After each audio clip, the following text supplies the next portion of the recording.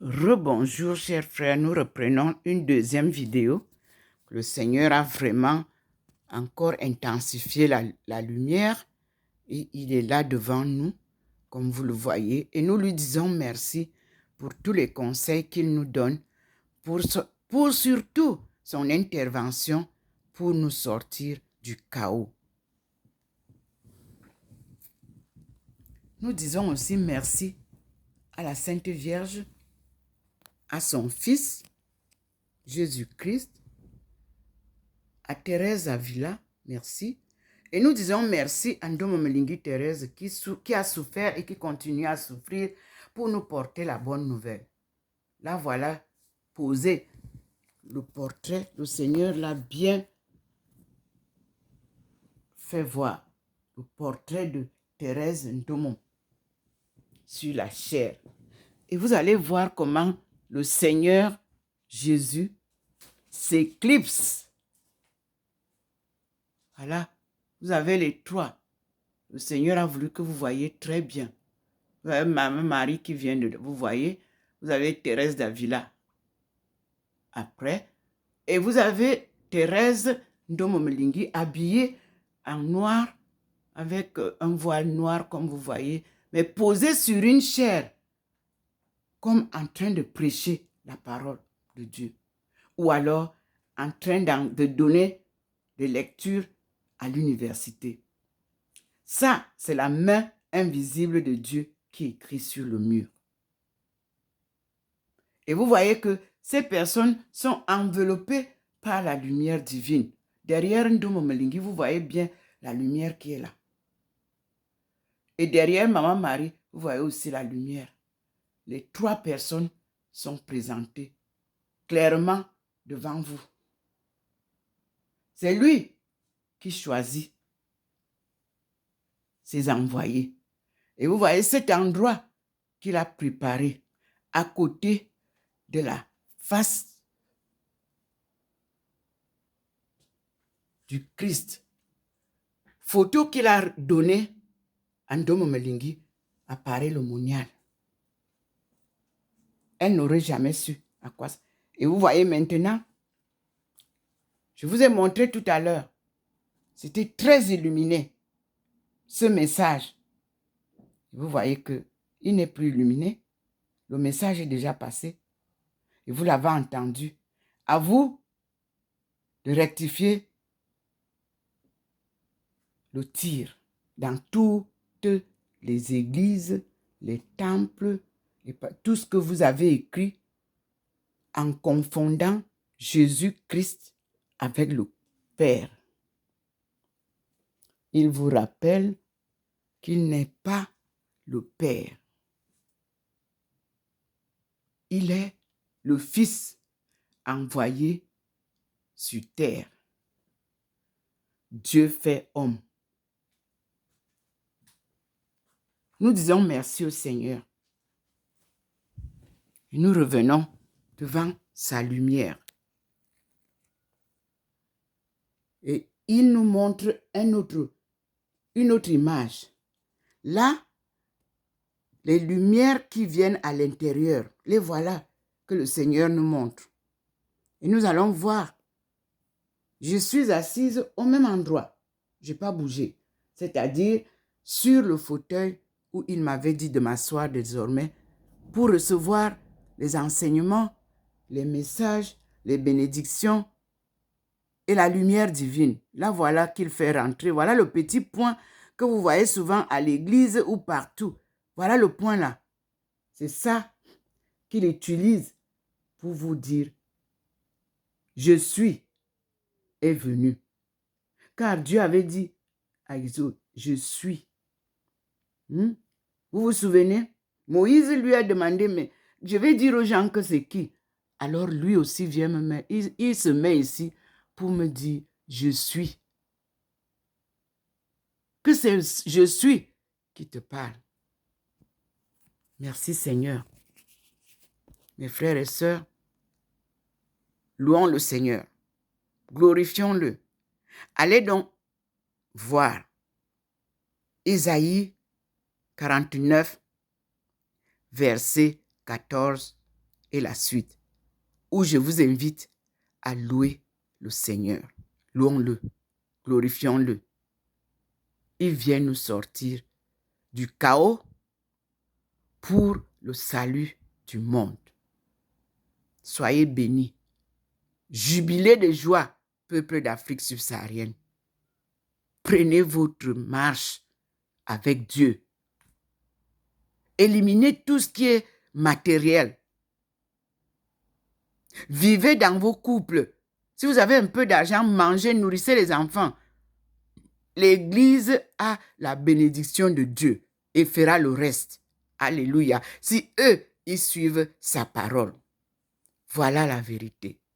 Si l'Église du monde suit la parole de Dieu, on ne peut pas tout prendre et aller verser à l'Église alors que les enfants et les femmes et les familles meurent de faim. Il est revenu encore appuyer. Et vous voyez, il appuie pour vous dire ça. On ne peut pas appauvrir tout un peuple pour aller nourrir l'Église. Non.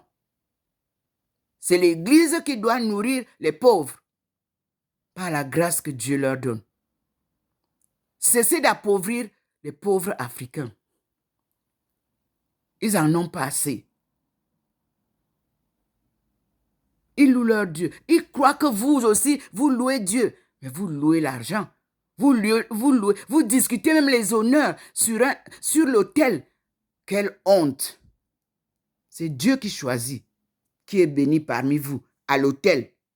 Personne, les gens peuvent vous applaudir. Dites-vous vous-même que ces applaudissements sont du mensonge. Seul Dieu sait qui est saint. Seul Dieu sait qui peut prendre sa coupe en main. Cessez de vous laisser berner par ceux qui vous racontent n'importe quoi. Dieu n'est une parole de vie et une parole de vérité. Quand il vient quelque part, il trouve le désordre, il ne reviendra plus. Surtout sur son autel. Ceux qui viennent discuter les coupes. Non, ça ne marche pas comme ça avec Dieu. L'autel où on sert Dieu est sacré. Sacré et béni. Et quand il choisit 2 personnes ou une personne, ne vous amusez pas. Il les suit, il les protège, il les guide. Il y a du désordre à l'église. Ce n'est pas moi qui le dis. Même le pape vous le dit. Tous les messages sont clairs.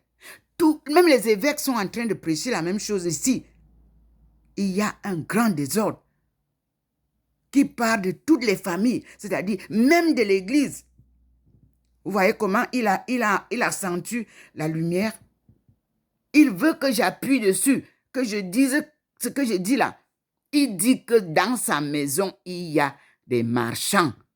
Et comme Jésus avait fait, Jésus a chassé les marchands de l'église. Vous croyez que les marchands là, c'était des gens venant de l'extérieur? Mais non. C'est la parole de Dieu. Et cette parole, elle est blessante. Elle est à double tranchant. Parce que c'est une parole de vérité. Aujourd'hui, vous-même, vous avez vu que la vérité a quitté tous les milieux du monde. Milieu professionnel, il n'y a plus de vérité. Milieu estudiantin, il n'y a plus de vérité. Milieu universitaire, il n'y a plus de vérité. Milieu même de l'église, il n'y a plus de vérité. Mon rêve est devenu réalité, c'est-à-dire le rêve du 10 août 1985. Un rêve vision où Dieu m'a dit, je suis devant lui. Femme, lève-toi. Un devoir t'attend. Va et dis aux femmes de ton peuple que le redressement de la cellule familiale incombe à la femme. Peuple du monde, peuple féminin, peuple masculin. Dites-moi s'il a menti. Parce que tous les désordres des familles commencent par la femme, par la fille, par l'enfant. Dites-moi s'il a menti. Comment comprendre que les enfants, les petites jeunes filles partent casser, les grands couples, les vieux couples? Comment comprendre ça? C'est un désordre fatal. Comment comprendre que les petits enfants vont épouser les papas? Comment comprendre ça?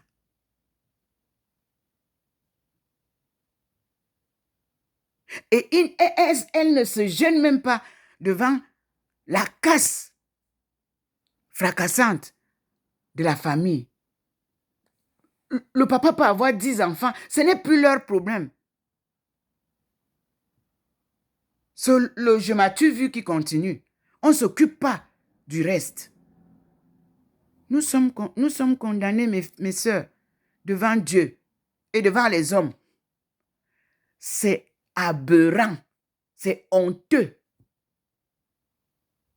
C'est le plus grand péché que la femme a fait. Détruire des familles. C'est une honte. Je ne sais pas comment vous dire ça. Devant Dieu, vous avez péché. C'est lui qui vous accuse. Depuis le 10 août 1985, moi je n'avais pas le détail. Il m'a dit en rêve vision. Je ne comprenais pas. C'était la veille de la messe du pape Jean-Paul II au Cameroun, où le bas blesse. Les couples sont en débandade à tous les niveaux. Et vous dites que vous prêchez quoi alors à l'église? Si vous ne pouvez pas régler ça.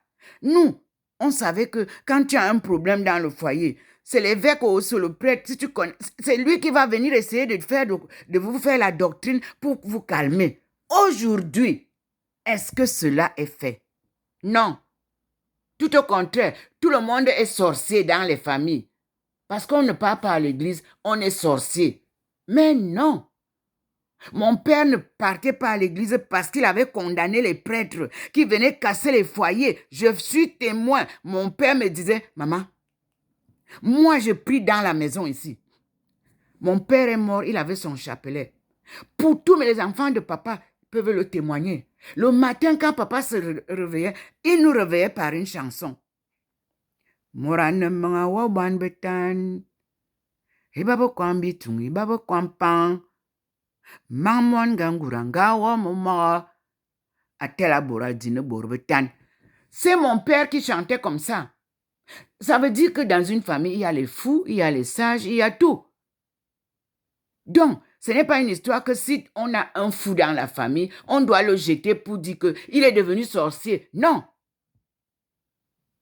Tous, nous sommes pécheurs devant Dieu. Nous tous. Et dans toutes les familles, il y a les problèmes. Il y a la haine, il y a la jalousie, il y a l'égoïsme, il y a le partage. Il y a le mensonge et il y a la vérité. Dans toute famille.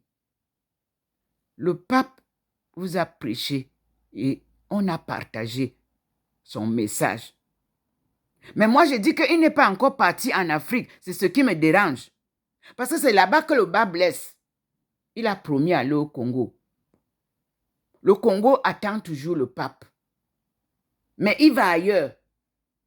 Et les Congolais se posent la question, pourquoi le pape ne vient pas chez nous? On attend toujours.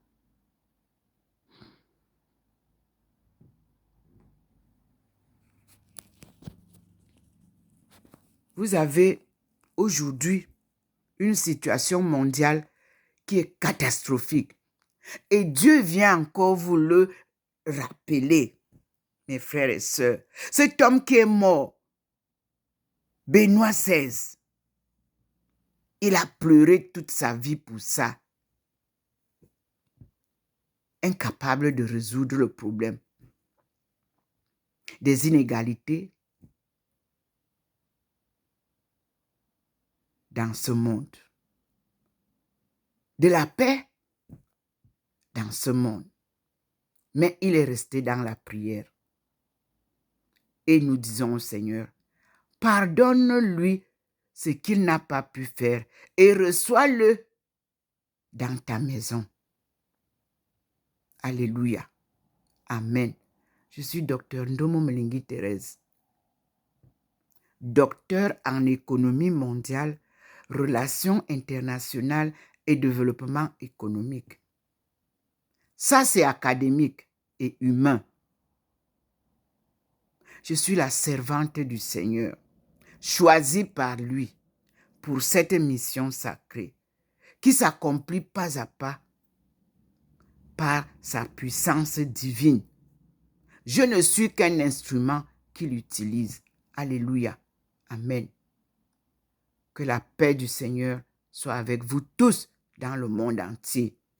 Et surtout que la vérité ressurgisse pour gérer les créatures du monde. Nous en avons besoin. Amen.